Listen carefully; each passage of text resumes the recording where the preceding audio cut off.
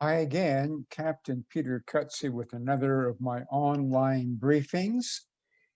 Today we're going to talk about general handling and procedures after incurring some type of engine malfunction just after V1 on takeoff. We'll have a look at an overview, then lift off to 400 feet above field elevation, 400 feet above field elevation to 800 feet AFE, and 800 feet AFE to MSA, and MSA and above. Let's have a look at an overview which I have shown you already in some of my previous non-normal briefings.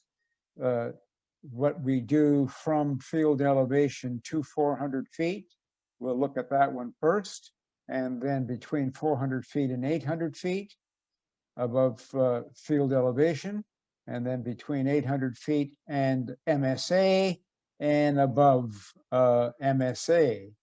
So let's get into an expanded view of what you're going to do from the moment you incur the problem. As far as who does what and when, we've already discussed. This is just an overview and of general procedures of how to handle the aircraft and get it safely into a holding pattern where decisions are made to go en route or whatever.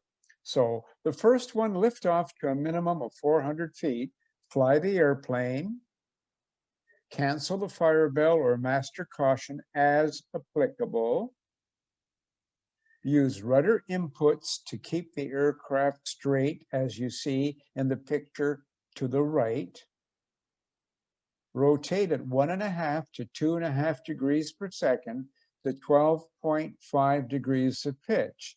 The FCTM says 12 to 13 for an engine out, so that's why I picked 12.5. And the picture behind this text is indicating the PFD at 12.5 degrees of pitch. Then, once at 12.5, follow the command bars. Track the extended center line of the runway, the way I've shown you many times in previous videos. Use the rudder trim when under control. Don't rush to use the rudder trim knob and don't look down. Your instructor will show you that with full limit selected on the rudder trim turn knob, or the rudder trim knob, I should say, you will get 1 unit per 2 seconds. So 5 units would take 10 seconds. You don't look down. In any case, you follow your instructor's instructions during training of when you should start using the rudder trim. Basically, it's when you're comfortable and the airplane's under control by using your feet on the rudder pedals. Then engage in autopilot when trimmed and comfortable. I put down in yellow and also bold a technique.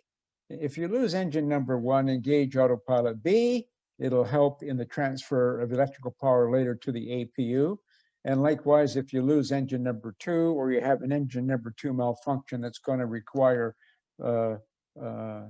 checklists later, engage autopilot A.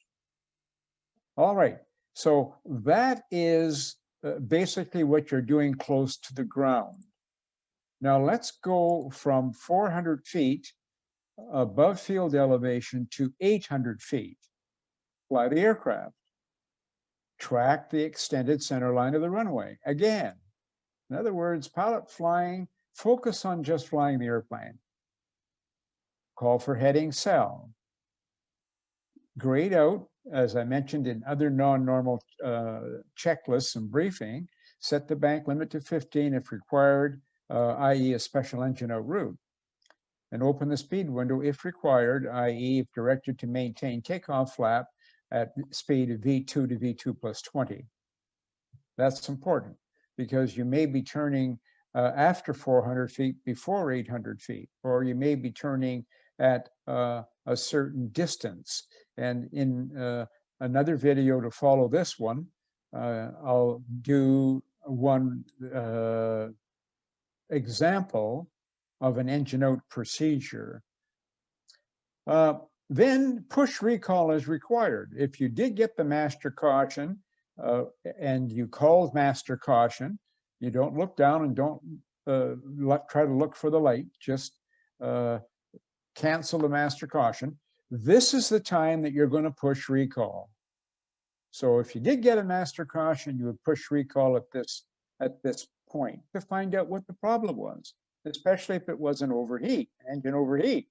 Okay, identify the malfunction and perform recall items as required per QRH non-normal checklist.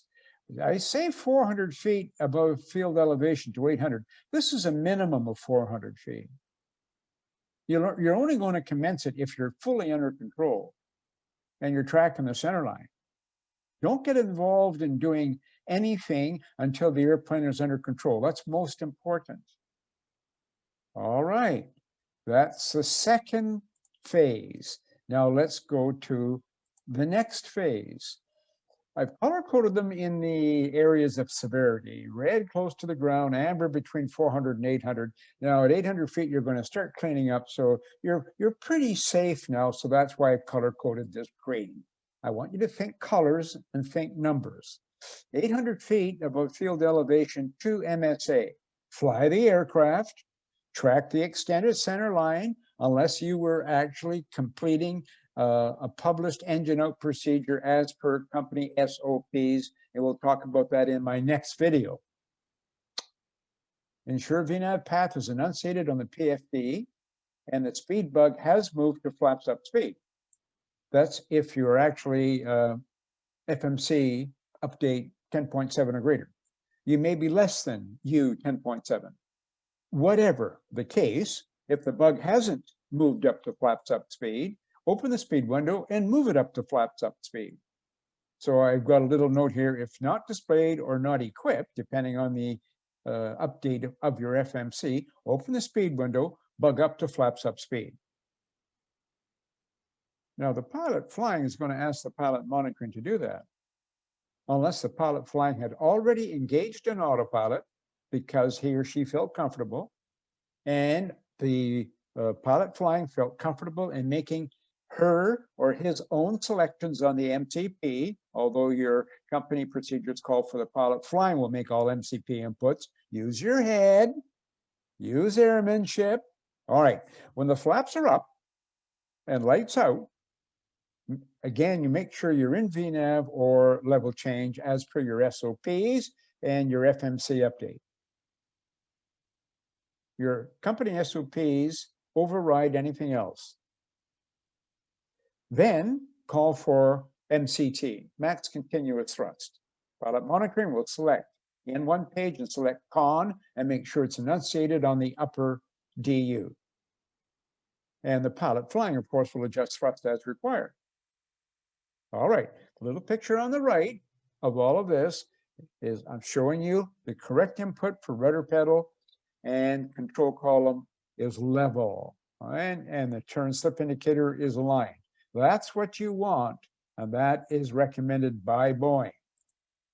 All right, let's go to the last one. We're MSA or above, and I've color-coded that blue because now we're safe with no bank restrictions. If you have already selected a bank limit of 15 degrees, now is the time to return the bank selector on the MCP to auto. Otherwise, you're not going to get more than 15 degrees of bank if you're using your heading for a radar vector. So anytime, a little technique is anytime I select LNAV, make sure that the bank selector is auto. So anytime you're selecting LNAV, if you just keep that in the back of your head, no matter whether you're normal or non-normal, you'll never miss it. Okay, good. Navigate. Communicate your intentions. If you're breaking the SID, you've got to advise. either a pan or a mayday. That's your captain's decision. If returning to the departure airport, ideally hold over the airport. If you flamed out on an engine, which I've never had it in 40,000 hours in an airplane, if you flame out, why did the engine flame out? Do you have a fuel contamination problem? Well, if you do, you could lose the other engine. So airmanship, common sense, logic, all those good things about aviation say, if you're going to hold over the airport. If there's no VOR, hold in present position. You've got an FMC, you know how to use it, and use your head. All right. If you lost a second engine and you're over the airport, you could dead stick it. It happened to me. All right, let's go. Hold over the airport, set up the holding. A quick review ensuring recall items have been completed. Now, this is a mini doodle. I'll explain these acronyms in another video coming soon. Meaning, did we do the right thing? Did we do recall items? Yes, we did. All right.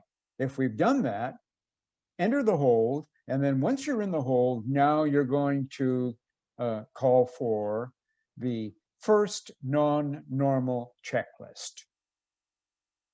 You may even call for that if you're en route to the hold and everything is set up and you both agreed that you've done the right thing. You may be en route to the hold. But what I'm saying is don't rush things. If you've done the checklist properly, then, or done the memory items, recall items properly, there's no panic into getting into a checklist or no rush to get into a checklist. That's why I said a quick review ensuring recall items have been completed. You don't want to rush checklists. All right, complete the first non-normal checklist when in the hold. Then after that's complete the after takeoff check. Then complete other non-normal checklists. There may be others, such as in the engine overheat, or the that led to the engine fire severe damage separation memory items, and then that would lead to another checklist in the hold. Complete the one engine in-op landing checklist, down to deferred items. They're deferred because you can't continue until you set up the airplane for the approach. So at that point, do your approach setup the way your company has taught you from your SOPs. I'll also give you some tips in a future video about how to do that. A very mini video, about a 2-minute video. Then do the descent procedure, which actually is in the deferred items. So when you'll actually call for the deferred items, and that will be the descent procedure and the approach procedure and the landing procedure. Now, make sure you get the briefing done once you've prepared for the approach, and follow your company SOPs. They'll tell you when to do the approach briefing. It's normally after you're set up for the approach, of course. Complete the deferred items on the check down to checklist completion. And that is the end of this briefing. So I hope that's helped you. You can pause your video and have a look at those items that I've actually wrote down in the PowerPoint. My contact information is at the top of the screen. Call me, email me if you want a briefing. And it'll be great because there was no opportunity for me to facilitate with you during this briefing. It was all me talking, whereas in a real briefing, a good instructor is facilitating. He's getting the information from you. So if you want that kind of a briefing, contact me. Contact me on your own, on a one-to-one, or contact me with your crew member, and we'll Zoom. And after I've Zoomed, I'll save it, record it, put it in Google Drive, and share it for your eyes only. And you can review it 2 or 3 times, and then you can go and get your real briefing with your real instructor prior to your sim session. I hope you enjoy the briefing. Stay passionate and stay professional. See you in the next briefing.